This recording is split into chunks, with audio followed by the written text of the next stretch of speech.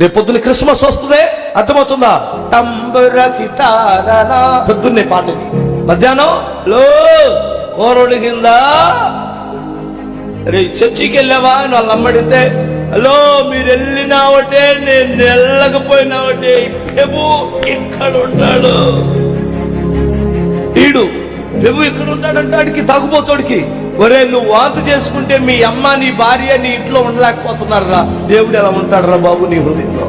వాంతి చేసుకుంటే మీ అమ్మ మీ నాన్న ఉండలేకపోతున్నారు, దేవుడు ఎలా ఉంటాడు?